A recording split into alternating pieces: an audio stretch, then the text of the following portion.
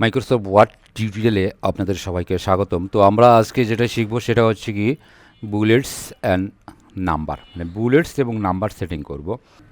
বিশেষ কোনো একটি চিহ্ন দ্বারা কোনো লাইনকে সজ্জিত করার জন্য বুলেটস ইউজ করা হয়। বুলেটস সেটিং করার জন্য অবশ্যই আমাদের এখান থেকে এখানে এসে বুলেটসে ক্লিক করতে হবে। এখান থেকে আমাদের ডিফাইন নিউ বুলেটসে ক্লিক করব।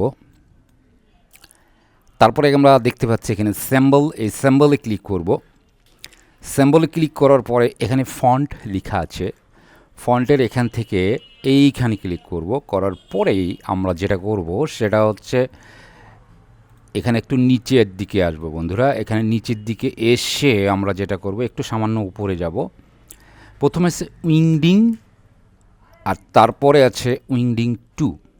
এই উইংডিং এবং এই উইংডিং 2-র ভিতরে অনেক সুন্দর সুন্দর চিহ্নগুলো পাওয়া যায়। এই দুটোই আপনারা দেখে নেবেন। এখানে ক্লিক করলাম, আবার এখানে ক্লিক করলাম। তো আমি এখান থেকে যে কোনো একটি বুলেটসকে আমরা ক্লিক করব। ক্লিক করার পরে আমরা ওকে দিব। ওকে দেওয়ার সাথে সাথে আবার একটা ওকে দিব। এই বুলেটস, এই চিহ্নটা কিন্তু এখানে চলে আসছে। কিছু লেখার পরে আমরা কিবোর্ড থেকে এন্টার দিব, আবার কিছু লেখার পরে এন্টার দিব, কিছু লেখার পরে এন্টার দিব, তাহলে কিন্তু বুলেটস আসতে থাকবে। যদি এই চিহ্ন অথবা এই বুলেটসের দরকার না থাকে, কিবোর্ড থেকে ডবল এন্টার করব। ডবল এন্টার দিলে বুলেটসের যে কানেকশন আছে এটা এখান থেকে বাতিল হয়ে যাবে। আবার যদি আমরা এই কাজটি কোনো লেখা সিলেক্ট করার পরে করতে চাই, তাহলে সেই লেখা সিলেক্ট করতে হবে, করার পরে বুলেটসে আসতে হবে। আবার ওই ডিফাইন নিউ বুলেটসে আসবো, এসে সিম্বলে আসবো।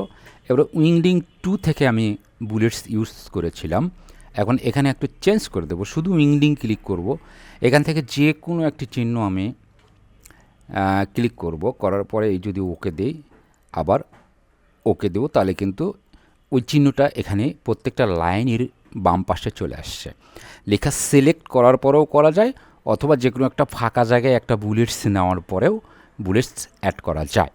এরপর আমরা দেখব নাম্বারিং। নাম্বারিংয়ের ক্ষেত্রে কোনো ঝামেলা নেই, জাস্ট এখান থেকে নাম্বারিংয়ে আসতে হবে। নাম্বারিংয়ে এসে একটা ক্লিক করতে হবে।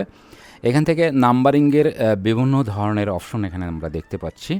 এখান থেকে যেটা প্রয়োজন হবে সেটাতে জাস্ট ক্লিক করতে হবে। ক্লিক করার পরে এখানে কিবোর্ড থেকে লিখতে হবে, এন্টার দিতে হবে, লিখতে হবে, এন্টার দিতে হবে। প্রয়োজনীয় লেখা লিখে এন্টার। যখনই ডবল এন্টার করব তখন কিন্তু ওখানে নাম্বারটা এখান থেকে চলে যাবে। আশা রাখি বন্ধুরা আপনারা বুলেটস এবং নাম্বারিং এই দুটি সুন্দরভাবে বুঝতে পেরেছেন। তো পরবর্তী টিউটোরিয়াল দেখার আমন্ত্রণ জানিয়ে আজকের মতো এখানেই শেষ করছি। আর যারা আমার চ্যানেলে নতুন তারা আমার চ্যানেলটি অবশ্যই সাবস্ক্রাইব করবেন। পরবর্তী আপডেট পেতে অবশ্যই বেল আইকনে ক্লিক করবেন। ধন্যবাদ সবাইকে।